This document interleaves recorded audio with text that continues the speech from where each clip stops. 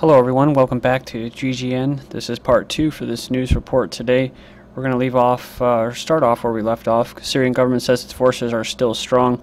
The Syria's information minister on Sunday distanced the government from the comments made by the country's vice president that neither the rebels nor the forces of Assad could win the civil war. Says last week, the vice president said in a newspaper interview that the country needed a government of national unity since neither side could win militarily. So this article says that the Syrian government says its forces are still strong, which is why the UN envoy is worried after talks with Syria's Assad. So he was tasked with pushing the end to Syria's, let me enlarge this here, civil war. He was worried after discussing the crisis with the president on Monday, indicating there has been no apparent progress in efforts to achieve a negotiated solution to the conflict. So it says the two met just hours after the government airstrike on a bakery and rebel-held town in Syria's central part of the country killed more than 60 people late on Sunday. This is according to activists, which means it's according to the rebel foreign terrorists, so there's not too much credibility to it, and that's what they like to put out there. But it sucks because these rebels, they'll go in these towns and they'll lead the government into basically where there's a bunch of civilians, and then they'll start the attack. So then they can blame everything on the government.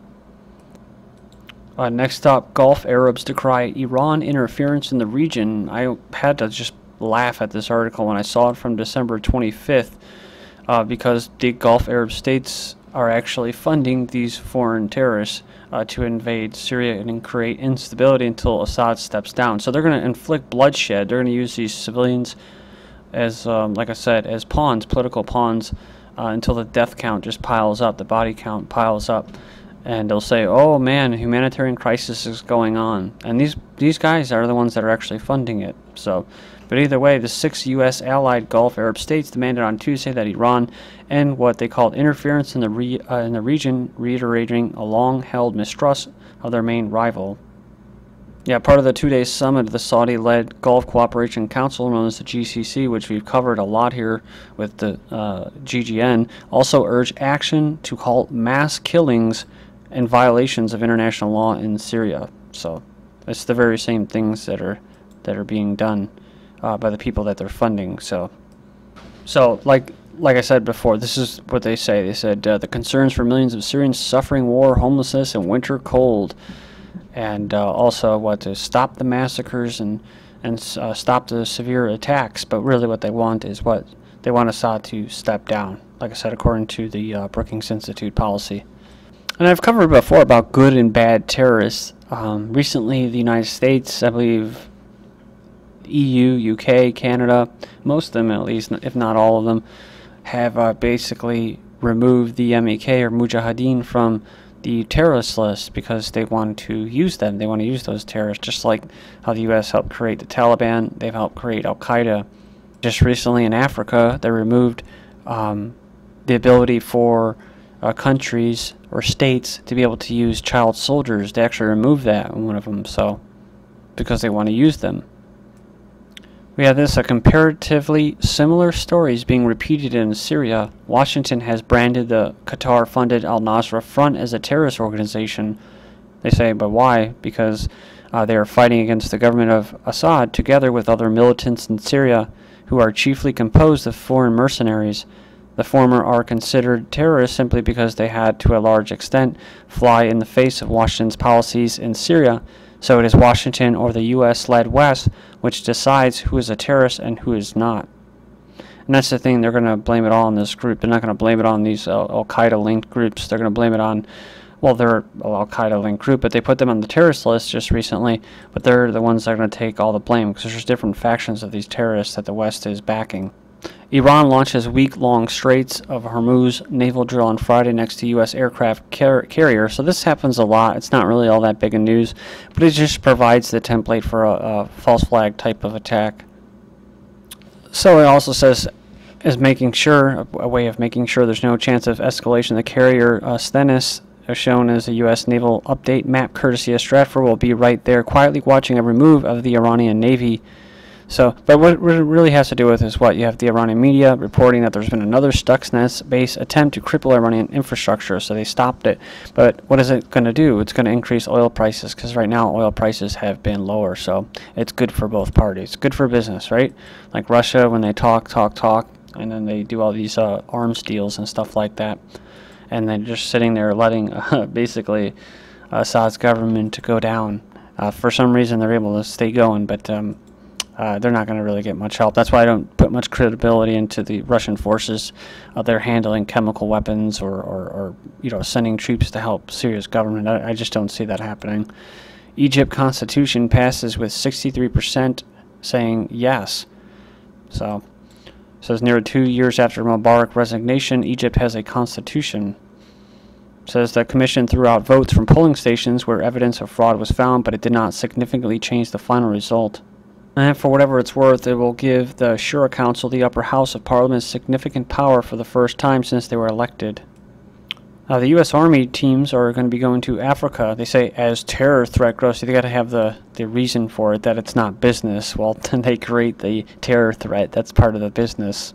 A U.S. Army brigade will begin sending small teams into as many of 35 African nations earlier next year as part of an intensifying Pentagon effort to train countries to battle extremists and give the United States a ready and trained force to dispatch to Africa if crises require the U.S. military emerge.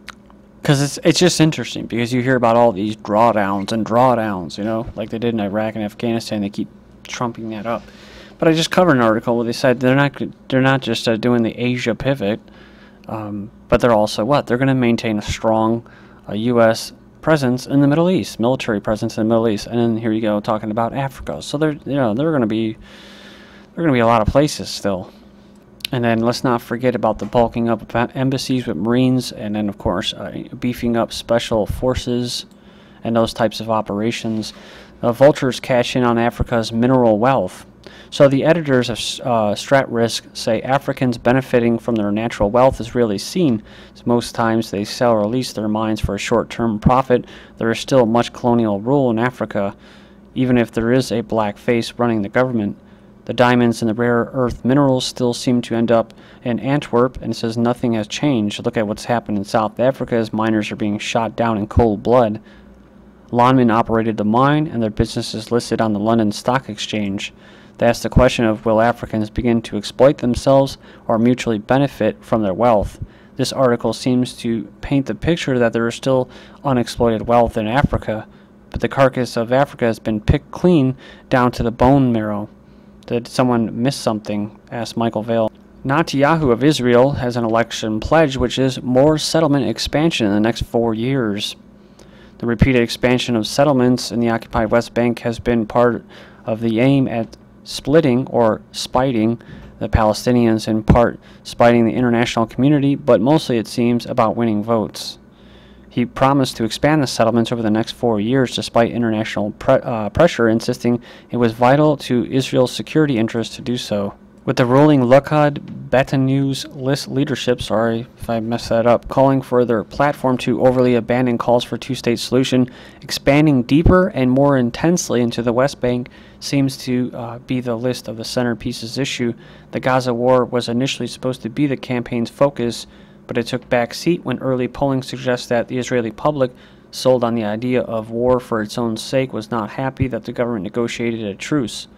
With voters being courted by even further right on the idea of this Likud Netanyahu is soft, expanding the settlements appears to be the simplest way for them to shore up their hostility to Palestinian statehood, which the UN is now calling them the state of Palestine. So, this isn't really shocking to me, but it says shocking decline in Ethiopia Israeli birth rate. So I've mentioned this before in the recent videos about the people that we refer to as Semites, because if you talk bad about the Zionists, they'll call you anti-Semite, and how they're actually not Semites, how they're actually European and Asiatic descent. They're white people, and they took on that role of they took on the religion of Judaism way longer so that they can use it and exploit it for political reasons. But for what it's worth, most of the people that were Jews were actually black or Asian. It wasn't until the Khazars took that national identity of Judaism. At least that's how I understand it. I'm still learning a lot about this.